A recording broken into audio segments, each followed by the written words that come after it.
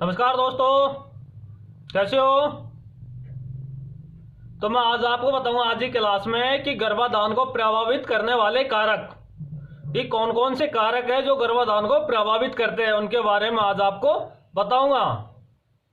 Heat की अवस्थाएं कितनी होती है, उसके उस प्रत्येक हीट में कौन कौन से लक्षण होते हैं, वो भी आज की क्लास में बताऊंगा मैं।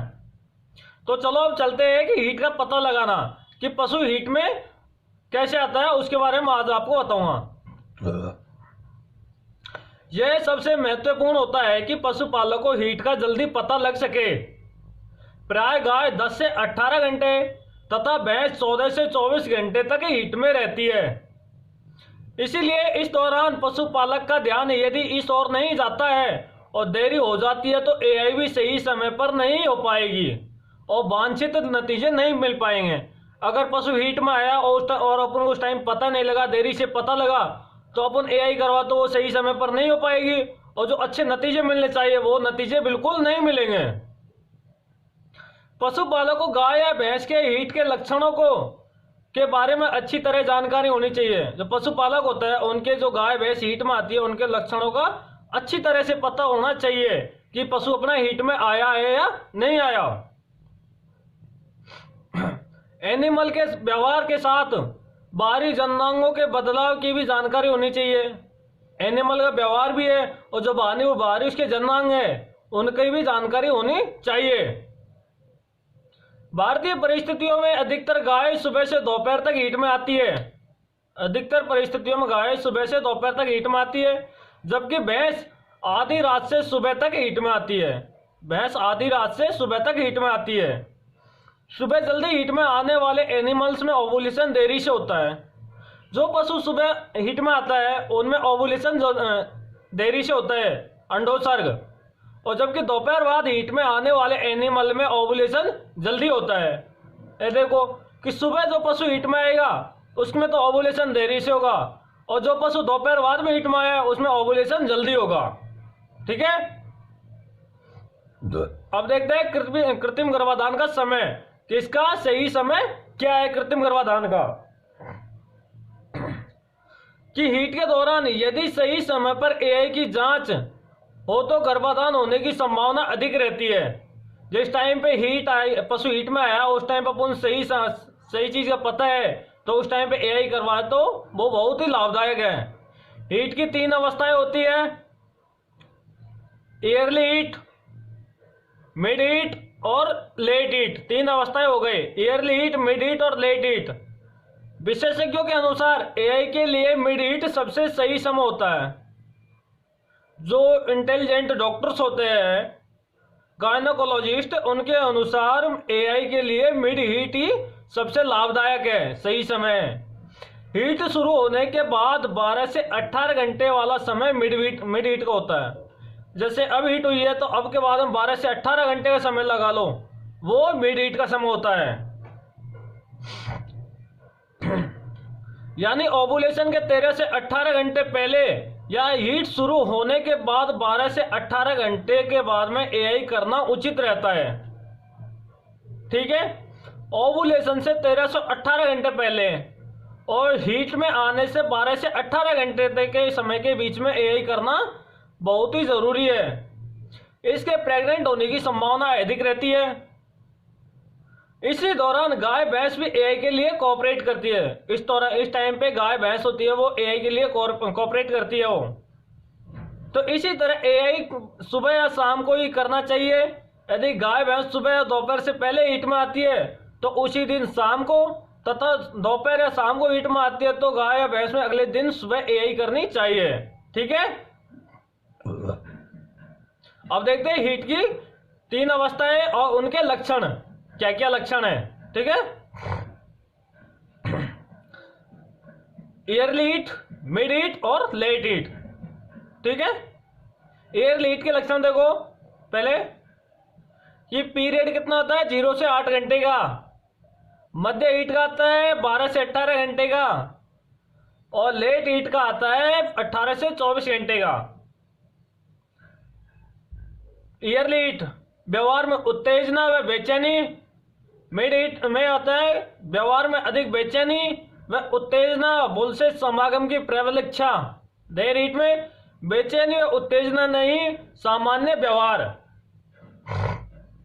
शुरुआती हीट, गाय की साथ ही गाय भैंसों से अलग रहने की इच्छा। ईयरली हीट होती है, उसमें पशु साथ ही जो गाय होती है उनसे अलग रहने की उसकी इच्छा रहती है। मिड हीट में गाय भैंसों के झुंड के साथ रहने की इच्छा, व्यवहार में मिलन की बेचैनी। झुंड में रहेगा और जो व्यवहार है तो उसमें मिलन की बहुत बेचैनी रहती है। लेट हीट में सामान्य व्यवहार, लेट हीट में क्या रहेगा, सामान्य व्यवहार रहेगा। एयरली हीट, भूख कम लगना, चारे पानी में कम रुचि। मिड हीट, आहार लेना छोड़ देती है या बहुत कम खाती है, यानी आहार लेना छोड़ देते हैं यानी कम खाती है वो। और देर हीट में भूख सामान्य भूख आ जाती है। शुरुआती हीट, नॉर्मल रूप से कभी कभी रमवाना। मिड हीट, तेज में बार बार बेचैनी के साथ रमवाना। और लेट हीट, सामान्य रमवाना। ईयरली हीट, दुग्ध उत्पादन कम हो जाता है। मिड हीट में दूध देना बंद कर देती है और इसे सामान्य दूध उत्पादन। इसी तरह इन लक्षणों को आप देख लेना, ठीक है, ये लक्षण जरूरी है।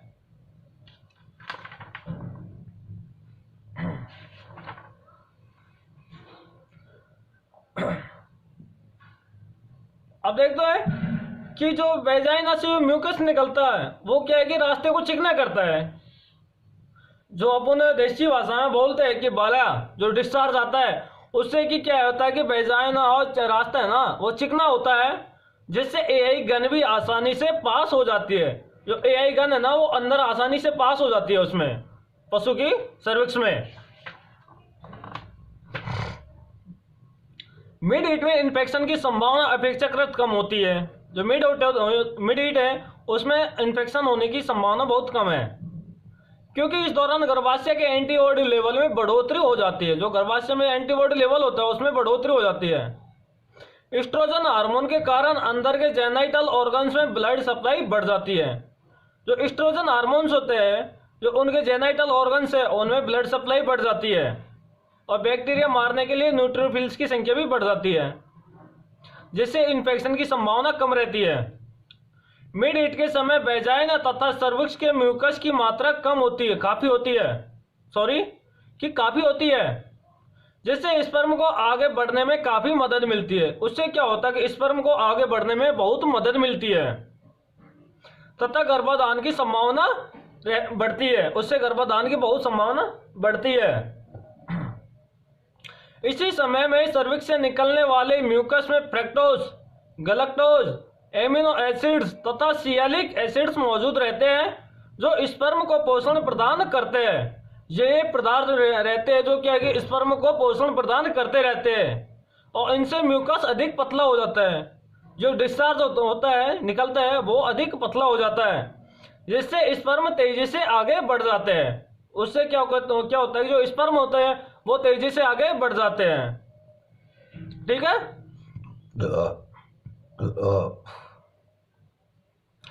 अब देखो कि गायों में एआई के समय हीट शुरू होने के बाद 10 से 18 घंटे के बीच तथा भैंसों में 12 से 20 घंटे तक बेहतर रहता है। जिन एनिमल्स में हीट के लक्षण स्पष्ट नहीं हो या हीट अगले 12 घंटे तक रहे तो दोबारा एआई कर लेनी चाहिए। यदि दोबारा एआई करने के बाद भी हीट लंबी चले तो तीसरी बार एआई करने की बजाय गाय भैंस के किसी रोग के विशेषज्ञ से पूरी तरह जांच करानी चाहिए। फिर भी अगर पशु नहीं रुका हीट में, गर्भित नहीं हुआ तो उसकी जांच करा लेनी चाहिए किसी गायनोकोलॉजिस्ट से। प्राय ऐसा हार्मोन्स की गड़बड़ी के कारण होता है। ये क्या होता है? हार्मोन्स की गड़बड़ी के कारण बिना जानकारी अंधाधुंध ढंग से पशु को हार्मोन्स इंजेक्शन देना क्रूरता है। इससे उसमें कई अंदरूनी विकार पैदा हो जाते हैं। उससे क्या होता है कि उसमें कई अंदरूनी विकार होते हैं, अंदरूनी बीमारी होती है, इन्फेक्शंस वगैरह वो हो जाते हैं, ज़्यादा फैल जाते हो, ठीक है। अब देखते हैं कि गाय भैंसों में कृत्रिम गर्भाधान।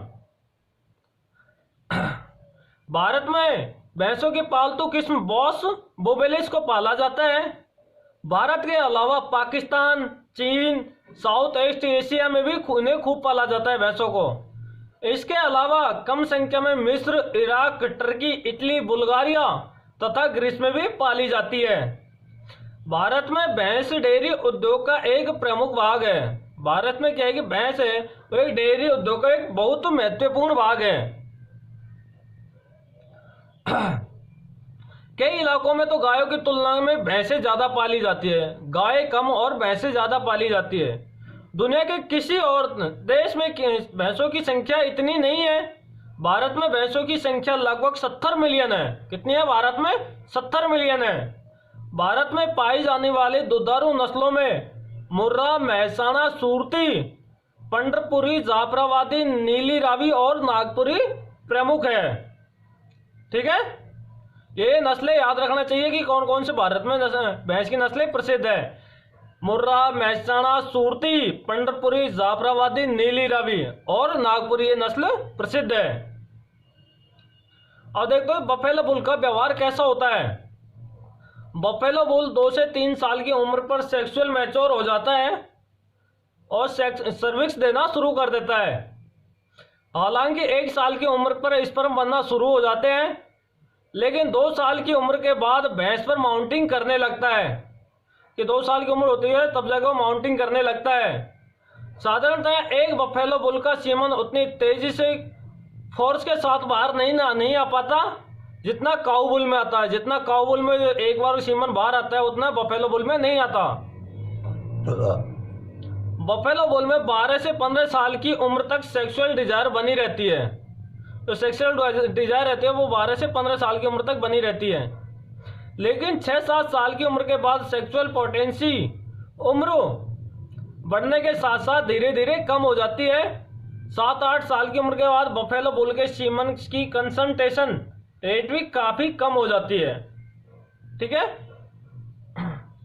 एक बुल से 80 साल में 80 से 100 नेचुरल सर्विक्स ली जा सकती है। साल के किसी भी सीजन में सेक्सुअल डिजायर एक जैसी बनी रहती है।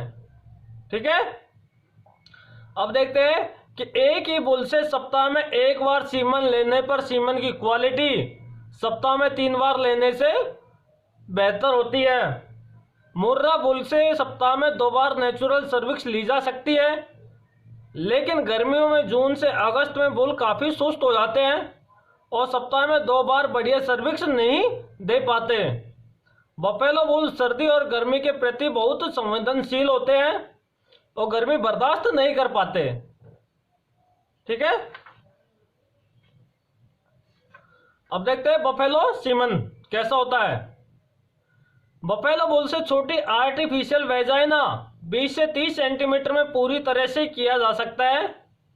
गर्मी के प्रति बहुत संवेदनशील होते हैं, इसीलिए एवी में टेम्परेचर तथा प्रेशर उपयुक्त होना जरूरी है। 75% बफेलो बुल के सीमन का रंग दूधिया सफेद होता है तथा 15% बुल के सीमन का रंग क्रीम जैसा होता है। 75% तो कैसा होता है कि दूधिया सफेद और 15% रंग क्रीम जैसा होता है सीमन का।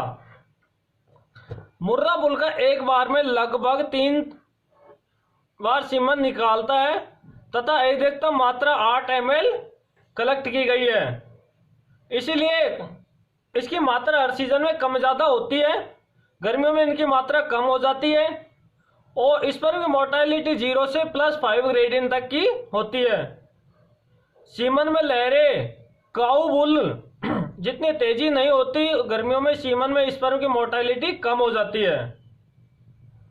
ठीक है, अब देखते हैं कि इसका कंसंट्रेशन देखते हैं सीमन का कि बफेलो सीमन में स्पर्म कंसंट्रेशन 631 से 1034 मिलियन प्रति ml होती है और मुर्रा में औसत 1140 मिलियन प्रति ml दर्ज की गई है।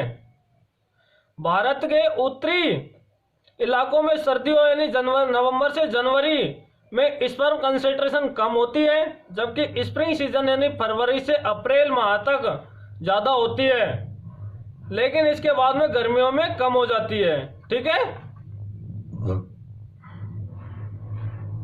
अब देखते हैं कि कृत्रिम गर्भाधान क्या है।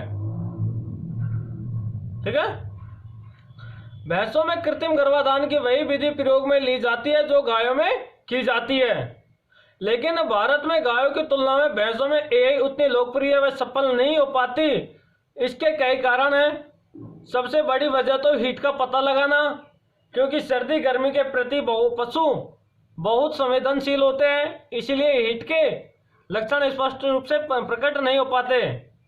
ज्यादातर में हीट के सही समय का पता नहीं लग पाता और एआई सही समय पर नहीं हो पाती। भैंस में हीट के लक्षणों में काफी फर्क होता है।